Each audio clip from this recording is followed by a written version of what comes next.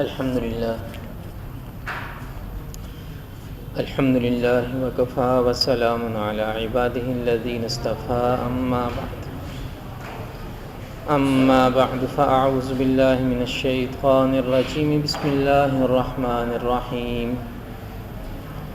الحمدللہ فاطر السماوات والارض جاعل الملائکۃ رسلا اولی اجنحۃ مثنی وثلاث ورباع یزید فی الخلق ما یشاء ان اللہ علی کل شیء قدیر صدق اللہ العظیم وصدق رسولہ النبی الکریم اللہم صلی علی سیدنا محمد وعلی آل سیدنا محمد واصحاب سیدنا محمد وبارک وسلم علیہ۔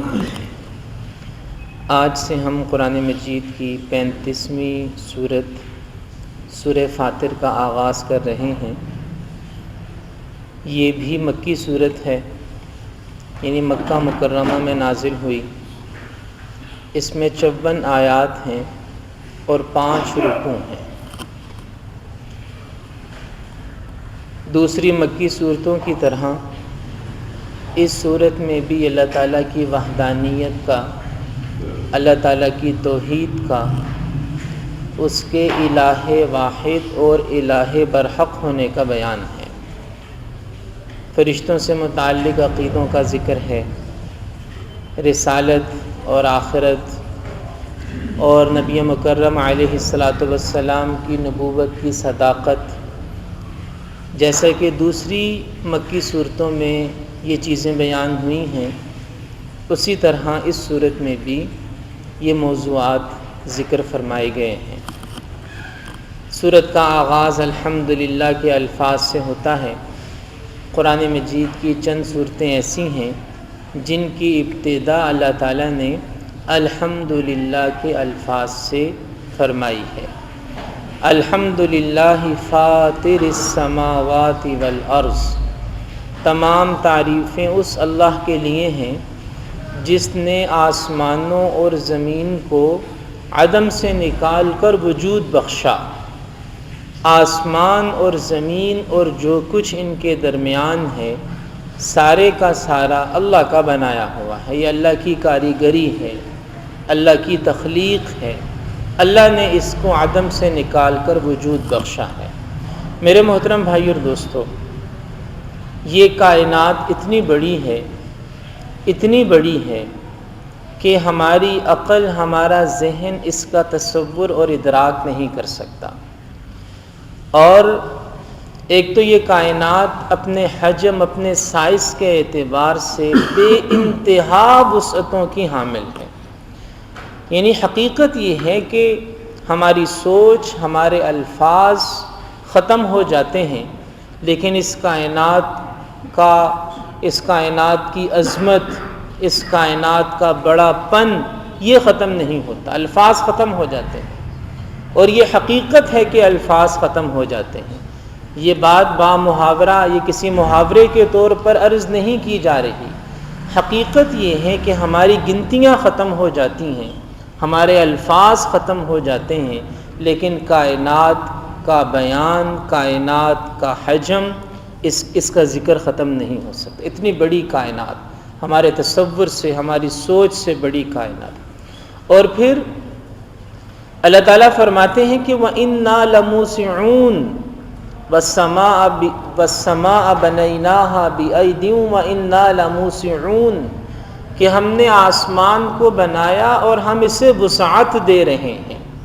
یعنی اس کائنات کے بارے میں قرآن مجید نے بھی یہی کہا، اور جدید سائنسی نظریات بھی یہی کہتے ہیں کہ کائنات مسلسل بڑھ رہی ہے، وسیع ہو رہی ہے۔ یعنی جتنی اللہ نے بنائی تھی اس پر رکی ہوئی نہیں ہے۔ جیسے ایک درخت پیدا ہونے کے بعد بڑھتا چلا جاتا ہے، ایک انسان ہے، اس کا قد بڑھتا ہے، وزن بڑھتا ہے، تو یہ کائنات بھی وسعت پذیر ہے، وَإِنَّا لَمُوسِعُونَ، اللہ تعالیٰ نے قرآن مجید میں فرمایا، اور آج کل بھی سائنسدان ماہرین فلکیات یہی بات کہہ رہے ہیں کہ یہ کائنات روز بروز بڑھ رہی ہے، وسعت پذیر ہے، اس کا سائز بڑھ رہا ہے، اس کا حجم بڑھ رہا ہے۔ تو یہ اللہ تعالیٰ کی شاندار تخلیق ہے۔ یہ زمین جو ہمارے سامنے ہے، یہ بذات خود اللہ کی قدرت کا معجزہ، پھر انسان بذات خود اللہ کی قدرت کا معجزہ، لیکن ایسے ارب ہا ارب کھرب ہا کھرب معجزات ہیں اللہ کی کاریگری کے جو اس کائنات میں موجود ہیں۔ جاعل الملائکۃ رسلا، اللہ تعالیٰ ہی ہے جس نے فرشتوں کو بنایا پیغام لانے والا۔ انبیاء کرام علیہم السلام کے پاس فرشتے ہی اللہ کا پیغام لایا کرتے تھے۔ اللہ تعالیٰ نے انہیں قاصد قرار دیا، اپنا ڈاکیہ بتایا کہ فرشتے ہمارے قاصد ہیں، یہ پیغام لانے والے ہیں۔ اولی اجنحہ، اور یہ پروں والے ہیں، مثنا و ثلاثہ و رباع، بعض فرشتوں کے 2 پر ہیں، کسی کے 3 ہیں، کسی کے 4 ہیں۔ اور جبرائیل امین علیہ السلام کے بارے میں حدیث شریف میں آتا ہے، حضرت عبداللہ ابن مسعود رضی اللہ تعالیٰ عنہ سے بھی مروی ہے، سیدہ عائشہ صدیقہ رضی اللہ تعالیٰ عنہ سے بھی مروی ہے کہ ان کے 600 پر ہیں۔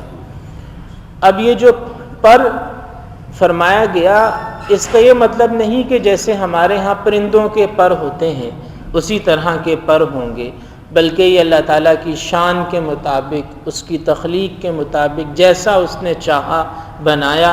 ہمارے سمجھانے کے لیے یہ فرمایا گیا کہ پر ہیں، 2 3 4 زیادہ سے زیادہ۔ جبرائیل امین علیہ السلام کے 600 پر ہیں، اور عظیم الشان تخلیق اللہ تعالیٰ نے ان فرشتوں کی بنائی ہے۔ فرشتوں کے ذمہ اللہ نے مختلف کام لگائے۔ قرآن مجید کی آیات سے اور احادیث سے معلوم ہوتا ہے کہ فرشتے مختلف کاموں پر مامور ہیں، ان کی مختلف ذمہ داریاں ہیں۔ یہ اللہ جل جلالہ کے حکم سے اللہ تعالیٰ کے حکم کردہ امور کو اس کائنات میں انجام دیتے ہیں، اور ان کے ذمہ مختلف کام ہیں۔ بعض فرشتے بارشوں کے معاملات پر مامور ہیں، بعض فرشتے کھیتوں اور فصلوں کے معاملات پر مامور ہیں، بعض فرشتے انسانوں کی حفاظت پر مامور ہیں۔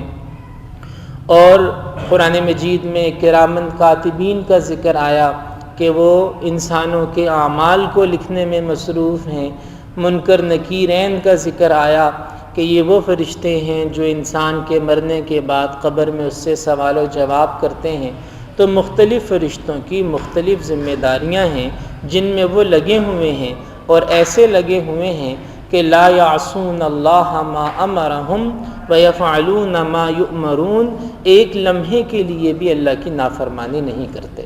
فرشتوں میں نافرمانی کا عنصر ہے ہی نہیں، وہ اللہ کے طے کردہ نظام سے ہٹ ہی نہیں سکتے، ان کے اندر اللہ نے اختیار رکھا ہی نہیں ہے۔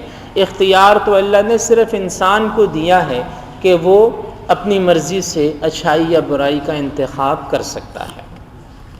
یزید فی الخلق ما یشاء، جیسے ابھی بات ہوئی تھی کہ یہ جو کائنات ہے یہ بڑھ رہی ہے، یہ ایک جگہ رکی ہوئی نہیں ہے، اس کے چھوٹے چھوٹے اجسام بھی بڑھتے ہیں، اور یہ کائنات ساری کی ساری یہ بھی بڑھتی ہیں۔ تو یہاں بھی اللہ تعالیٰ فرماتے ہیں کہ وہ اپنی تخلیق میں جو چاہتا ہے اضافہ فرماتا ہے، یعنی جو اللہ تعالیٰ نے پیدا کیا ہے اس کو پیدا کرنے کے بعد ایک جگہ جامد نہیں کر دیا، بلکہ مسلسل کائنات میں ارتقاء ہو رہا ہے، کائنات بڑھ رہی ہے۔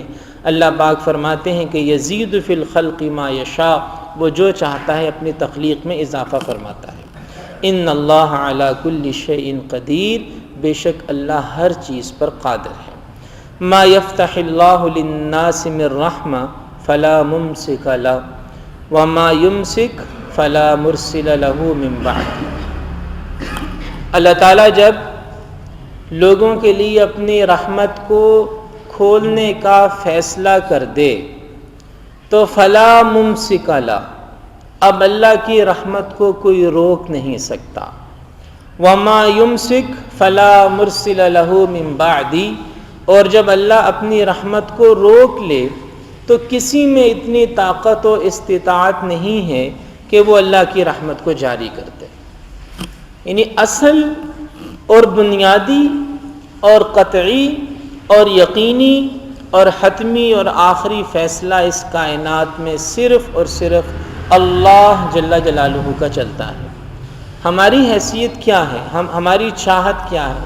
قرآن یہ کہتا ہے کہ تمہاری چاہت سے کچھ نہیں ہوتا، الا ان یشاء اللہ، اللہ کے چاہنے سے ہوتا ہے۔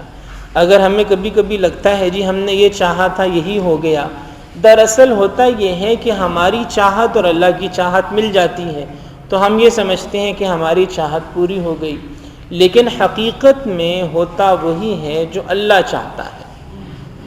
حضرت عبداللہ ابن عباس رضی اللہ تعالیٰ عنہما فرماتے ہیں، مشکات شریف میں بھی یہ حدیث مبارکہ موجود ہے کہ میں چھوٹا بچہ تھا، نبی پاک صلی اللہ علیہ وسلم کے چچا زاد بھائی ہیں اور بڑے محبوب صحابی تھے، نبی پاک صلی اللہ علیہ وسلم کی خدمت میں حاضر رہتے تھے۔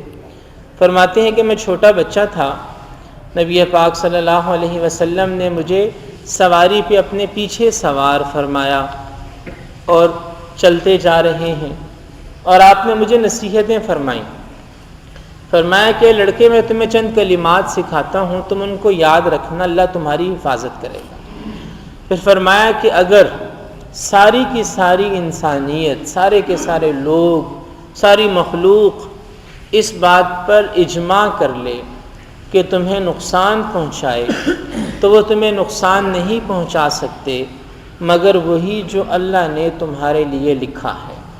اور اگر ساری کی ساری طاقتیں، ساری امت، سارے لوگ اس بات پہ اجماع کر لیں، اتفاق کر لیں، متحد ہو جائیں کہ تمہیں فائدہ پہنچانا ہے تو وہ تمہیں فائدہ نہیں پہنچا سکتے الا ما کتب اللہ لک، مگر وہی جو اللہ نے تمہارے مقدر میں لکھ دیا ہے۔